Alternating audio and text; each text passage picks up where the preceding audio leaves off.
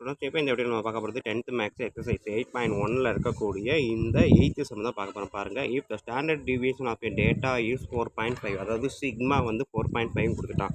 And if each value of the data is decreased by 5, அதாவது ஒவ்வொரு டேட்டாவோட வேல்யூவும் 5 கம்மி பண்ணோம் அப்படின்னா then find the new standard deviation. இந்த ஸ்டாண்டர்ட் டிவியேஷனில் மாற்றம் இருக்குமா, அப்படி இருந்தால் அது என்னவா இருக்கும் அப்படின்றதான் கொஸ்டினாக கேட்டிருக்காங்க. ஓகேங்களா ஸ்டூடெண்ட்?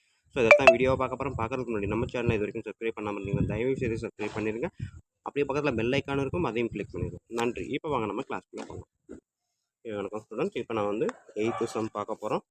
ஸோ இப்போ பார்த்தீங்க அப்படின்னா 8th சம்மு நம்மளுக்கு கொடுத்துருக்கிறது ஸ்டாண்டர்டு டிவியேஷன், அதாவது சிக்மா வந்து எவ்வளோ கொடுத்துருக்கான், 4.5ன்னு அவன் கொடுத்துட்டான். ஓகேங்களா?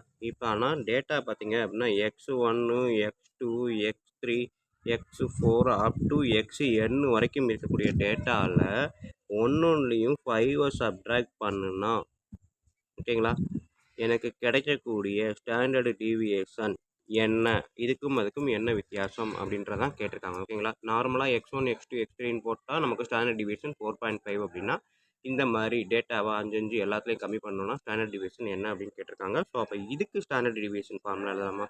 நார்மல் ஸ்டாண்டர்ட் டிவியேஷனுக்கு என்ன formula? Summation of sigma xi square by n minus sigma xi by n whole square அப்படின்றதான் normal standard deviation formula. But எக்ஸுக்கு பதிலாக நம்ம என்ன பண்ணியிருக்கோம், எக்ஸ் மைனஸ் 5 அப்படின்னு கொண்டு வந்திருக்கோம். ஓகேங்களா? ஸோ அப்போ எல்லாத்துக்குமே நம்ம எக்ஸைன்றப்ப எக்ஸ் இருக்க இடத்துல எல்லாம் எக்ஸு 1 மைனஸ் 5ன்னு போட போகிறேன். அதாவது எக்ஸை இருக்க இடத்துல எக்ஸை மைனஸ் 5ன்னு போட போகிறேன். So square root xi minus 5, அதாவது sigma xi minus 5 whole square by n minus sigma xi by n by xi minus 5 by n whole square. ஓகேங்களா? ஸோ இந்த ஸ்டெப்பு பார்த்தீங்க அப்படின்னா நான் அடுத்த ஸ்டெப் எப்படி எழுதுறேன், சிக்மா xi,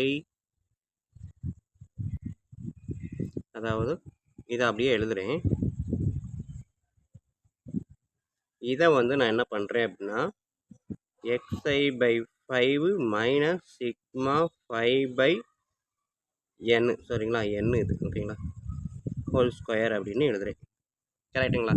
இந்த எண்ணை ரெண்டுக்கும் பிரித்து போட்டிருக்கேன், சிக்மாவை உள்ளே பெருக்கி போட்டிருக்கேன். அவ்வளோதான் பண்ணியிருக்கேன்.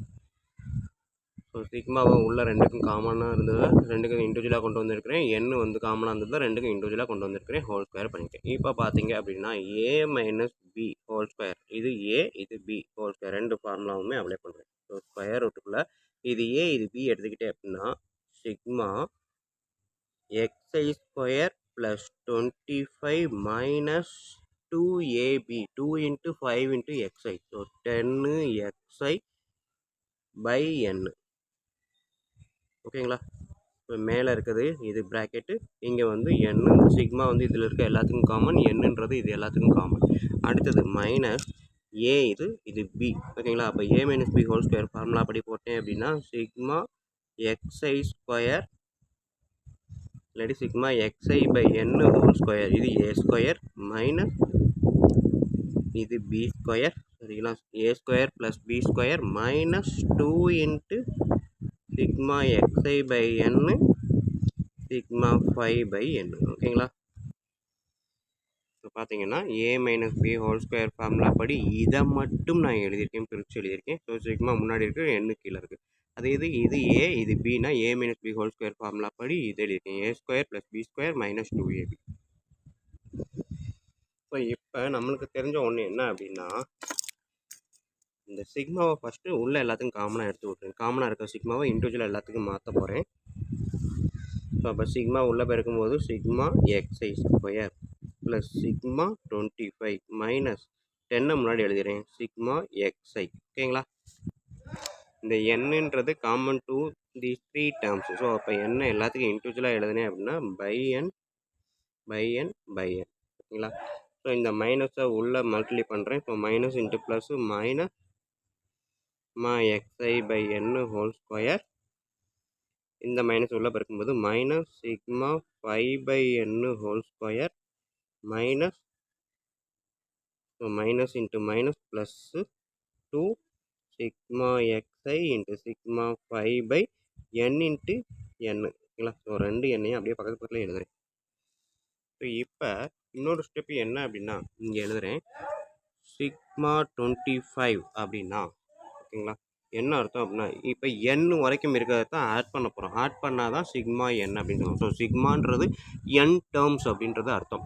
இங்கே இருக்கக்கூடிய சிக்மா அப்படின்றது எல்லாமே எனது என் டேர்ம்ஸ் அப்படின்றது அர்த்தம். அப்போ சிக்மா 25 அப்படின்றத 25 என் அப்படின்னு எழுதலாம். ஸோ அதே மாதிரி சிக்மா 5 அப்படின்றத 5n எழுதலாம் ஓகேங்களா. அதாவது சிக்மா அப்படின்னா அதுக்கு வந்து என் டேர்ம்ஸ் அப்படின்னு அர்த்தம். இந்த இடத்த பொறுத்த வரைக்கும் என்னன்றதுனால சிக்மா 25 எண்ணுக்கு ஈக்குவல். ஸோ அப்போ அடுத்த ஸ்டெப் நான் இங்கே என்ன பண்ண போகிறேன், இந்த ஸ்கொயர் ரூட்டில் sigma xi square by n plus sigma 25 அப்படின்றத 25n பை என்னன்னு எழுதுறேன் ஓகேங்களா. சிக்மா 25 25n எழுதுறேன் minus 10 sigma xi by n minus sigma xi by n whole square minus sigma 5 5n by n எழுதுறேன் whole square plus sigma 5 5n எழுதலாம். So 5n 2 into 5n அப்படின்றப்ப 10n into sigma xi by n into n. So இப்போ பார்த்தீங்க அப்படின்னா இந்த எண்ணும் cancel, இந்த எண்ணும் கேன்சல், இதுவும் கேன்சல் ஓகேங்களா. ஸோ மீதி இருக்குது பார்த்தீங்கன்னா இங்கே வந்து minus 10 sigma x i by n, இங்கே plus 10 sigma x i by n. So அப்போ இந்த 2 டேர்மும் மொத்தமாக கேன்சல் பண்ணுறேன். ஸோ இது மைனஸ் 5 ஸ்கொயர் அப்படின்றப்போ 5 ஸ்கொயர்ன்றது 25, மைனஸ் 25 இங்கே ப்ளஸ் 25 இருக்குது. ஸோ அப்போ நான் என்ன பண்ணுறேன், இதையும் கேன்சல் பண்ணுறேன். ஸோ எல்லாமே கேன்சல் ஆகிடுச்சு. மீதி என்ன இருக்குன்னு பாருங்கள், square root of sigma xi square by n minus sigma xi by n whole square ஓகேங்களா. ஸோ இந்த ஃபார்முலா பார்த்தீங்க அப்படின்னா நார்மலாக நம்மளுக்கு எடுத்திருக்க இந்த சிக்மா வந்து 4.5ன்றதுக்கு formula summation of sigma X I square by N minus sigma x i by N whole square. So அதே ஃபார்முலா தான் எனக்கு இங்கேயும் கிடச்சிருக்கு. ஸோ அப்போ இதுக்கான டேட்டா 4.5 ஓகேங்களா. ஸோ ஆக மொத்தம் ஒரிஜினல் டேட்டாவிலேருந்து ஒவ்வொரு டேட்டாலையும் 5 சப்ட்ராக்ட் பண்ணாலும் இல்லை எந்த நம்பரை சப்ட்ராக்ட் பண்ணாலும் அதோட சிக்மாவில் வேல்யூவில் சேஞ்ச் ஆகாது. therefore there is no change when we can subtract 5 for each data ஓகேங்களா. ஸோ அப்போ டேட்டாவில் எல்லாத்துலேயுமே 5 சப்ட்ராக்ட் பண்ணாலும் எஸ்டியை பொறுத்த வரைக்கும் எந்த சேஞ்சும் கிடையாது அப்படின்றது தான் ஆன்சர் ஓகேங்களா ஸ்டூடெண்ட்ஸ். ஸோ இவ்வளோ தான் நம்மளுக்கு இருக்கக்கூடிய இந்த எக்ஸசைஸ். ஸோ வீடியோ கண்டிப்பாக ஈஸியாக புரிஞ்சிருக்கும்னு நம்புகிறேன். புரிஞ்சிருந்தது அப்படின்னா கண்டிப்பாக லைக் பண்ணுங்கள், கமெண்ட் பண்ணுங்கள், அதோடு இல்லாமல் உங்கள் நண்பர்களுக்கும் ஷேர் பண்ணுங்கள். அப்போ தான் அவங்களும் பயனடைவாங்க, கூடவே நானும் பயனடைவேன் ஓகேங்களா. ஸோ இப்போ கொஞ்சம் பார்த்துக்கோங்க, மறுபடியும் ஒரு தடவை சொல்லிடுறேன். ஸோ நார்மல் ஸ்டாண்டர்ட் டீவியேஷன் அப்படின்றது 4.5 நான் கொடுத்துருக்கேன். அதுக்கான ஃபார்முலா இது தான்.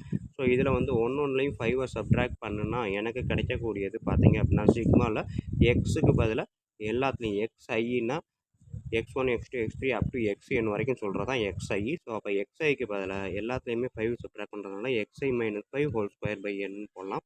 Minus sigma xi by 5 by n whole square ஓகேங்களா. அந்த எக்ஸுக்கு பதிலாக எல்லாத்துலேயும் 5 சப்ட்ராக்ட் பண்ணுற மாதிரி எழுதியிருக்கேன். So a minus B whole square formula படி எழுதுறதுக்காக நான் இதை வந்து என்ன பண்ணுறேன், இந்த டேர்மை அப்படியே இந்த என்னன்றதையும் இந்த சிக்மாவையும், இதை வந்து சிக்மா வந்து எல்லாத்துக்கும் காமன் அப்படின்றதுனால இது மேலே மல்டிப்ளை பண்ணுறேன். எண்ணு வந்து ரெண்டுக்கும் காமன்றப்போ இதையும் கீழே எடுத்து போட்டிருக்கேன். So a minus B whole square formula படி இதை விரித்து எழுதியிருக்கேன். அப்படி எழுதும்போது இந்த இடத்துல சிக்மா 5 பை என்ன ஹோல் ஸ்கொயர்னு எழுதியிருக்கேன். ஏன்னா சிக்மா 25 எழுத வேணாம், அப்படியே எழுதியிருக்கேன். ஏன்னா அடுத்து நான் கட் பண்ண வேண்டியிருக்கும். இந்த இடத்துல பார்த்தீங்கன்னா சிக்மா 5 பை என்னன்றதை 5n பை என்னன்னு மாற்றலாம். ஸோ என்னென்னையும் கேன்சல் பண்ணலாம். ஸோ இதுக்காக தான் இதெல்லாம் அப்படியே எழுதியிருப்பேன். இந்த ஸ்டெப்பெல்லாம் வந்து ஃபார்முலா பண்ணுறதுக்காக. ஸோ அப்படி எக்ஸ்பிளைன் பண்ணி நமக்கு தேவையானதெல்லாம் கட் பண்ணோம்னா எனக்கு ரிமைண்டர் இது தான் கிடைக்குது. இது வந்து நார்மல் ஸ்டாண்டர்ட் டிவிஷனுக்கான ஃபார்முலா தான். ஸோ அப்படின்றப்ப நம்ம ஒரு டேட்டாவில் இருக்கக்கூடிய கிவன் டேட்டாவில் எக்ஸோட எந்த வேல்யூவை சப்ட்ராக்ட் பண்ணாலும் அதோட ஸ்டாண்டர்ட் டிவியேஷனில் எந்த ஒரு சேஞ்சும் நடக்காது அப்படின்ற கன்க்ளூஷன் கொண்டு வந்துடலாம் ஓகேங்களா ஸ்டூடெண்ட். நன்றி. அடுத்த வீடியோவில் அடுத்த சம்மில் மீட் பண்ணுவோம்.